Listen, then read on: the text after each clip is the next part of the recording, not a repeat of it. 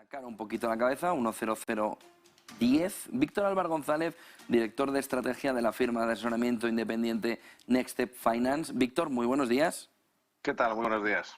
¿Va a moverse Lagarde en una subida de tipos mayor? ¿Va el Banco Central Europeo a aceptar este movimiento del mercado en el que una debilidad del euro está perjudicando, sobre todo en materia de cambio de euro-dólar energética, al conjunto de Europa? Es una pregunta complicada porque el Banco Central Europeo no tiene una política de comunicación tan clara y transparente como la Reserva Federal de los Estados Unidos, que mucho antes de subir los tipos ya estaba diciendo que los iba a subir, por supuesto, y cuánto los iba a subir. Y ya sabemos, por ejemplo, cuánto los va a subir en las próximas. Ahora probablemente no lo tenemos tan claro porque han cambiado un poco la situación, pero en principio, y si no lo hubiera hecho, ellos siempre van diciendo a las próximas reuniones lo haremos de esta medida, etcétera, etcétera. En este caso es muy complicado decirlo. Mi opinión, no creo que lo haga porque ella, yo creo que teme más al efecto recesivo de las subidas de tipos que al efecto inflacionista de la bajada, de la caída del euro, lo cual creo que es un error, probablemente sea más peligroso ahora mismo para Europa, para la economía europea, la inflación. Pero ella está jugando una partida de póker en la cual ella por un lado mide que está bajando los precios de las materias primas, quitando el gas, precisamente por motivos que ya conocemos. Están bajando el resto de materias primas. Ha caído el precio del petróleo, han caído las materias primas en general ante el temor del mercado a una recesión, tanto en Estados Unidos como en Europa, casi seguro en Europa. Entonces ella juega con la posibilidad de que la inflación de alguna manera baje sola, si me permites la expresión, y entonces ella no tenga tampoco que subirlo muy agresivamente. No olvidemos que la señora Lagarde tiene un perfil muy político y lo que no quiere es que luego le acusen de ser la responsable de haber profundizado la recesión que probablemente llegará pronto a Europa en las circunstancias actuales. Ella tiene una carrera política que no ha acabado, por lo tanto probablemente quiera evitar ese tipo de culpa, por decirlo de alguna manera. Por lo tanto, el punto intermedio va a ser el que más o menos ya ha definido. Voy a ir subiendo los tipos, pero con cuidado para no hacer más daño a la economía europea, aunque yo creo que no está teniendo en cuenta en la ecuación cuán inflacionista es el euro, porque estamos hablando, la caída del euro, porque estamos hablando precisamente de que caen las materias primas y cae el petróleo, pero no para nosotros, porque si baja el euro, nosotros, como bien comentabas al inicio, estamos pagando más dinero, estamos pagando más por esas materias primas y ese petróleo, aunque bajen en el mercado, pero nuestro dinero vale menos, con lo cual el efecto es casi neutro. De ahí que es muy importante que intente que no baje demasiado, porque si no va a dar igual que bajen los precios de las materias primas y el petróleo, que por cierto también es una materia prima, pero bueno, se suele separar porque al final nuestro dinero vale menos. Tenemos el corte del Nord Stream 1 que se esperaba que fuera este lunes. Ayer se ha producido, va llegando la turbina a aquella velocidad, porque han dicho que puede tardar incluso 15 días en llegar, y a partir de ahí empieza la partida de ajedrez otra vez. Si vuelve, cómo vuelve, y sobre todo cómo se le está poniendo a Europa los pelos de punta pensando que pueda no volver. ¿Hasta qué punto ese Nord Stream 1 va a marcar el año en el conjunto de Europa, la vuelta y cómo vuelva el gas, si vuelve, y si vuelve de qué manera, y cómo puede afectar al conjunto de la economía europea, impactando sobre todo a la locomotora alemana?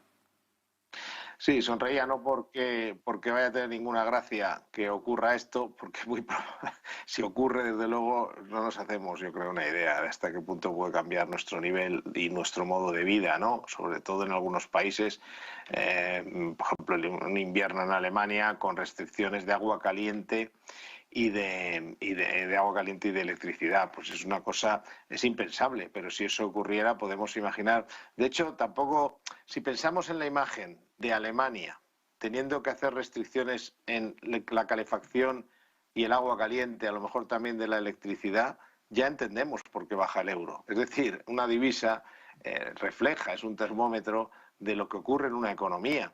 Entonces, el nivel de humillación que es para la economía alemana y de rebote, evidentemente, para toda la europea, de ver esa imagen de los alemanes teniendo que racionar el agua caliente o la calefacción, pues es ya de por sí un símbolo bajista, clarísimamente, ¿no?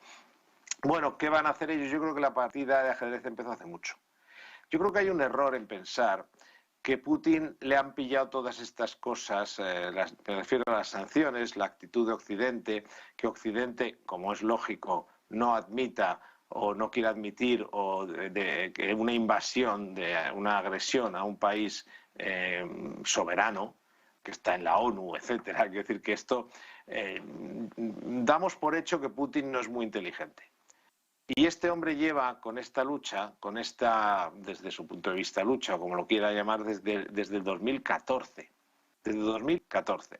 Por lo tanto, yo creo, según lo vamos viendo, lo he dicho muchas veces, no es políticamente correcto, pero es importante para los inversores no ser políticamente correctos, sino ser objetivos.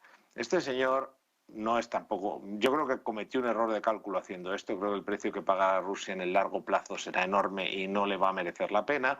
Pero en el corto medio plazo yo creo que sí tenía bastante calculado lo que le iban a castigar y cómo. Entonces él tiene respuestas preparadas, como hace cualquier planificador, ante esos eventos. Entonces, esto del gas empezó, lo hemos hablado alguna vez hace ya bastante tiempo, primero que si esto, que si lo otro, lo que claramente, por ejemplo, hace ya tiempo que en meses que se empezó a reducir ese flujo, con una idea muy clara, en mi opinión, y es que cuando llegue el invierno, Alemania no haya rehecho sus reservas. Porque si Alemania, que aparte aquí todo lo contamos, entonces Alemania dijo, no va a pasar nada porque nosotros vamos a llenar nuestras reservas de gas y entonces como tenemos para todo el invierno no va a pasar nada. Pero claro, Putin se dio cuenta de eso. Y entonces, ¿qué dice? No vais a llenar vuestras reservas porque con distintas excusas os voy a ir frenando el envío de gas. No lo voy a hacer del todo porque en el fondo siempre me interesa tener abierto un canal de negociación, no solo un canal de gas, sino un canal de negociación con vosotros, europeos. Sé que con los americanos o norteamericanos no tengo nada que hacer,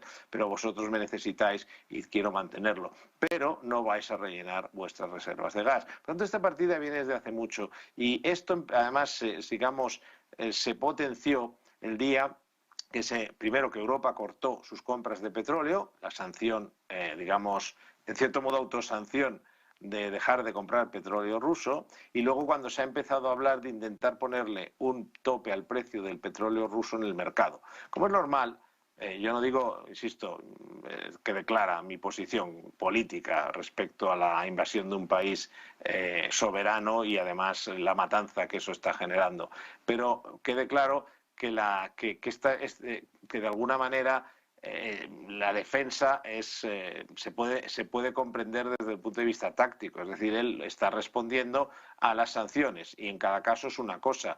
Si vosotros me vais a poner un tope al precio del petróleo, a ver si os quito el gas. Y este es el juego en el que estamos. Lo que pasa es que es un juego en el que vamos con desventaja, porque él lo tenía calculado mucho antes. Y nosotros estamos reaccionando, no estamos planificando, estamos reaccionando a lo que él hace. Está llevando, por decir así, la iniciativa y esto puede llegar a ser muy grave porque Europa, Occidente, sigue haciendo cosas y él responde a esas cosas, pero con un tema, yo creo, muy planificado.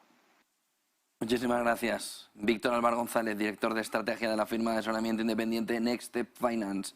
Gracias por esa visibilidad de lo que está sucediendo. Buen día y buen negocio, Víctor. Muchas gracias, que tengáis un buen día. 9:50.